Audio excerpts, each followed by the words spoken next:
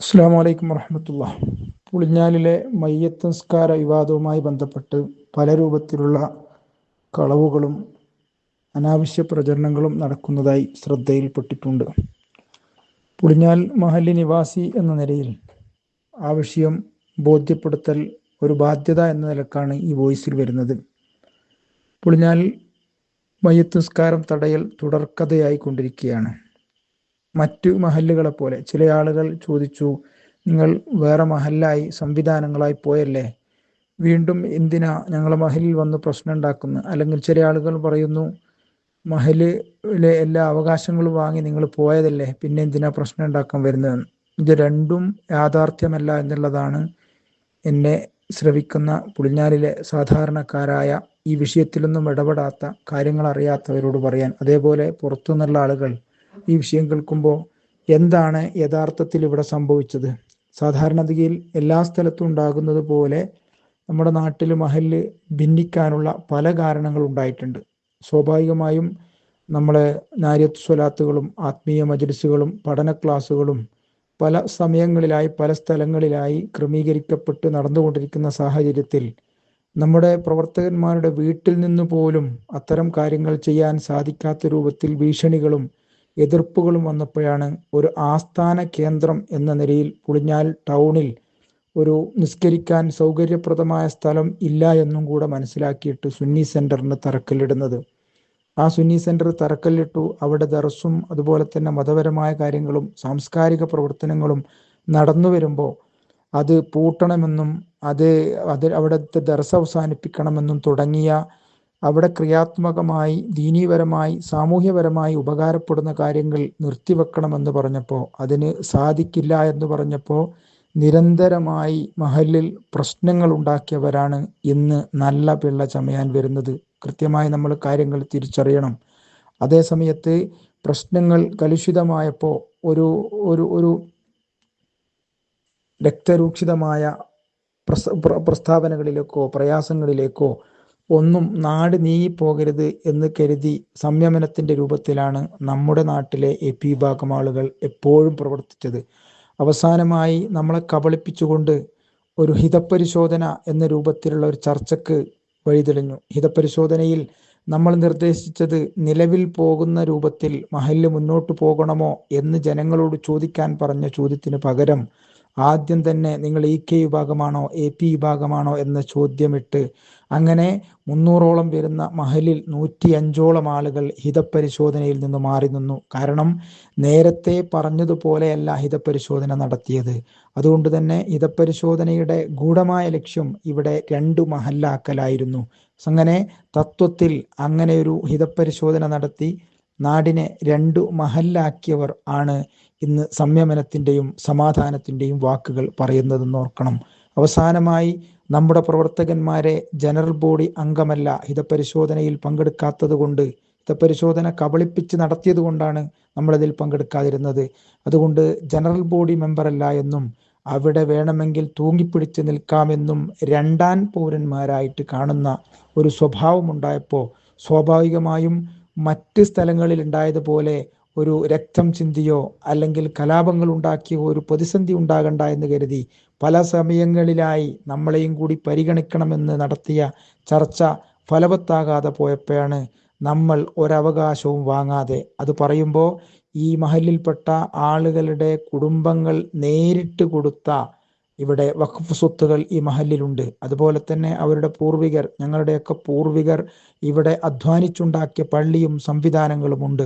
മാത്രമല്ല പുളിഞ്ഞാൽ പുതിയ വലിയ ജുമാഅത്ത് പള്ളി നിർമ്മാണത്തിന് വേണ്ടി സ്ഥലം വിട്ടുകൊടുത്ത കീട്ട മൊയ്തു ഹാജി നേരത്തെ നാട്ടിൽ അങ്ങനെ ഒരു പ്രശ്നമുണ്ടായപ്പോൾ വെള്ളിയാഴ്ച പള്ളിയിൽ നിന്ന് അദ്ദേഹം ജുമ കഴിഞ്ഞുറക്കെ വിളിച്ചു പറഞ്ഞു, നാട്ടിൽ അങ്ങനെ ഒരു വിഭാഗീയമായ ഒരവസ്ഥയിൽ പള്ളിയിൽ ഏതെങ്കിലും വിഭാഗത്തിന് വാങ്ങിച്ചു കൊടുക്കുന്ന രൂപം ഉണ്ടാകാൻ പാടില്ല എന്നൊക്കെ പറഞ്ഞൊരു സാഹചര്യം ഉണ്ടായിരുന്നു. പക്ഷേ അതെല്ലാം കാറ്റിൽ പരത്തി ചില ആളുകളുടെ ചില താല്പര്യങ്ങൾക്ക് വേണ്ടി. വ്യക്തികൾ ഇവിടെ വിഷയമല്ല. കാരണം വ്യക്തിഹത്യയോ അല്ലെങ്കിൽ രാഷ്ട്രീയമായ പകപോക്കലോ ഞങ്ങൾ ഇതുകൊണ്ട് ഉദ്ദേശിക്കുന്നില്ല. തെറ്റിദ്ധരിച്ച ആളുകൾ അത് തിരിച്ചറിയുകയും സത്യം ഇതാണെന്ന് അറിയുകയും വേണം. അവസാനം 2 മഹല്ലായി പോകാം എന്ന ഒരു ധാരണയിൽ ഒരു അവകാശവും വാങ്ങാതെ നിലവിലുള്ള തറവാട് മഹലിലെ ഒരു കാര്യവും ഒരു നയാ പൈസ പോലും ചോദിക്കാതെ കൃത്യമായ വ്യവസ്ഥകൾ ഉണ്ടാക്കി. ആ വ്യവസ്ഥയിലെ ഒരു ഖണ്ഡികയിൽ മരണാനന്തര കർമ്മങ്ങളും അതുപോലെ തന്നെ നിക്കാഹ് അടങ്ങുന്ന കല്യാണം സംബന്ധമായ മറ്റു കാര്യങ്ങളൊക്കെ ഓരോ മഹലിന്റെ കാർമ്മികത്വത്തിൽ ചെയ്യണമെന്ന് പ്രത്യേകം എഴുതി ചേർക്കുന്നതിന് വേണ്ടി ഞങ്ങൾ അവകാശപ്പെടാൻ കാരണം, പല കല്യാണ വേദികളിലും പല മരണ വീടുകളിലും നേരത്തെയും ഇവർ പ്രശ്നങ്ങൾ ഉണ്ടാക്കിയിട്ടുണ്ട്. കാരണം മഹലിന്റെ ഉത്തരവാദിത്തമാണെന്ന് പറഞ്ഞ് നമുക്ക് ഇഷ്ടമില്ലാത്ത ആളുകളെ കൊണ്ട് മയ്യത്ത് നിസ്കരിപ്പിക്കാനും മയ്യത്തിന്റെ മരണാനന്തര കർമ്മങ്ങൾ നടത്താനും നിർബന്ധ ബുദ്ധ്യ അവർ മുന്നോട്ട് വന്നിട്ടുണ്ട്. അതുപോലെ തന്നെ കല്യാണ വീടുകളിലും ഇത്തരം പ്രയാസങ്ങൾ ഉണ്ടാക്കിയപ്പോൾ ഇനിയുണ്ടാകുന്ന അത്തരം കാര്യങ്ങളിൽ കാർമ്മികത്വം വഹിക്കേണ്ടത് എന്ന് മാത്രമാണ് അവിടെ എഴുതിയത്. ആ ഒരു ഖണ്ഡികയെ ദുർവ്യാഖ്യാനം ചെയ്തുകൊണ്ട് ആ AP പള്ളിയിലെ മയ്യത്ത് AP പള്ളിയിൽ നിന്നാണ് നിസ്കരിക്കേണ്ടത് എന്ന് ദുർവ്യാഖ്യാനം ചിലർ ചെയ്യുന്നുണ്ട്.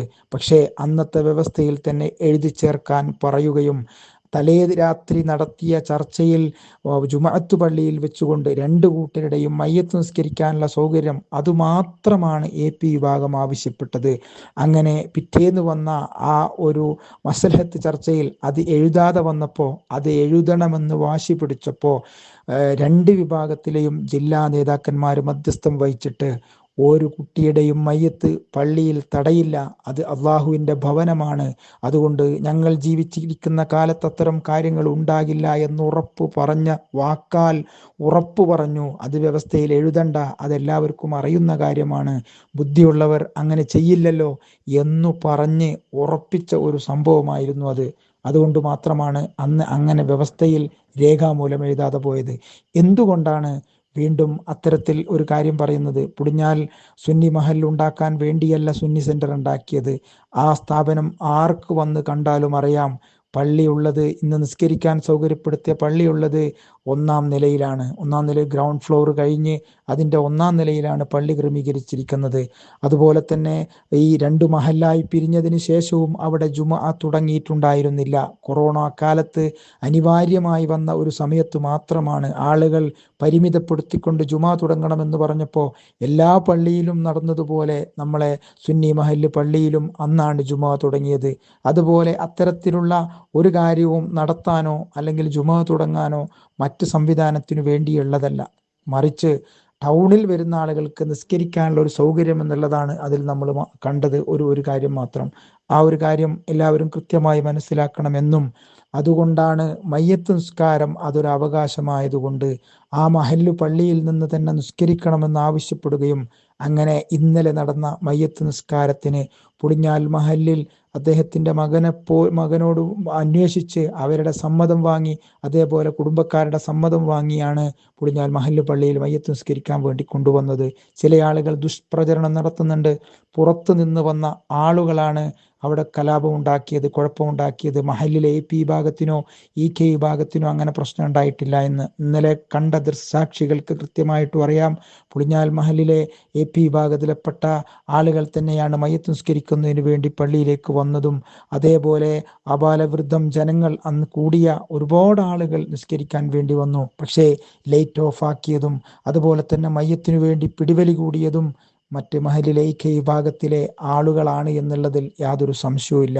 അതുകൊണ്ട് സത്യം തിരിച്ചറിയുകയും എന്തുകൊണ്ടാണ് നമ്മൾ ഇത്തരം ഒരു പ്രതിസന്ധിയിൽ നിസ്കരിക്കാൻ അവകാശ ലംഘനം നടത്തിയിട്ടും അതിനെ ന്യായീകരിക്കുന്നവരുടെ കൂടെ നിൽക്കുന്നത് എന്നുള്ളത് വലിയ പ്രയാസമുളവാക്കുന്നതാണ്. ഈ ഒരു കാലഘട്ടത്തിലും ഇത്തരത്തിൽ നടക്കുന്ന ഈ ഒരു നെറികേടികൾക്കെതിരെ പൊതുസമൂഹം, എനിക്ക് പറയാനുള്ളത് പുളിഞ്ഞാൽ മഹല്ലിലെ മൊത്തത്തിൽ ജനങ്ങൾ ഈ വിഷയം കൃത്യമായിട്ട് പഠിക്കണം. എന്താണ് ഇവിടെ സംഭവിക്കുന്നത്, ആരാണ് പ്രശ്നങ്ങൾ ഉണ്ടാക്കുന്നത്? ഒരു പള്ളിയിൽ വെച്ച് ഒരു മയ്യത്ത് നിസ്കാരം മാത്രം ചോദിക്കുമ്പോൾ, അവസാന നിമിഷത്തെ ഒരു പ്രാർത്ഥനയ്ക്ക് വേണ്ടി ചോദിക്കുമ്പോൾ അതുപോലും ലംഘിക്കുന്നത് മനുഷ്യാവകാശ ലംഘനമാണ്. ഇത് ദീനല്ല എന്നുള്ളത് നമുക്ക് തിരിച്ചറിയാൻ കഴിയണം. ആ രൂപത്തിൽ തെറ്റിദ്ധരിച്ച ആളുകളോട് പറയാനുള്ളത്, എന്തിനാണ് മറ്റു പള്ളി ഉണ്ടാകുമ്പോൾ, സ്വന്തമായി പള്ളി ഉണ്ടാകുമ്പോൾ മറ്റൊരു പള്ളിയിലേക്ക് പോയി കലാപം ഉണ്ടാക്കുന്നത്? അങ്ങനെ ഒരു വിചാരത്തിലല്ല ആ പള്ളിയിൽ അങ്ങനെ നിസ്കരിക്കാനുള്ള സൗകര്യം ഇല്ല എന്നുള്ളതും പുളിഞ്ഞാലിൽ വന്നാൽ ആർക്കും അറിയാവുന്നതാണ്. അപ്പോൾ അതിനുവേണ്ടി അങ്ങാടിയിൽ നമുക്ക് അവകാശപ്പെട്ട് നമ്മൾ ആവശ്യപ്പെട്ടത്, നമ്മൾ അവകാശം എന്ന രൂപത്തിൽ നമ്മൾ ആവശ്യപ്പെട്ട ഒരു കാര്യത്തിനു വേണ്ടി മാത്രമാണ് അവിടെ അത്തരത്തിലുള്ള ആവശ്യത്തിനു വേണ്ടി, അവകാശത്തിനു വേണ്ടി നമ്മൾ ആഗ്രഹിക്കുന്നത് എന്ന് മാത്രം ഉണർത്തി മുഴുവൻ ആളുകളും ഖൈറിനു വേണ്ടി, നാട്ടിലെ ഐക്യത്തിനു വേണ്ടി, സമാധാനത്തിനു വേണ്ടി പ്രവർത്തിക്കണം എന്ന് മാത്രം അഭ്യർത്ഥിച്ചുകൊണ്ട് അസ്സലാമു അലൈക്കും വറഹ്മത്തുള്ളാഹി വബറകാതുഹു.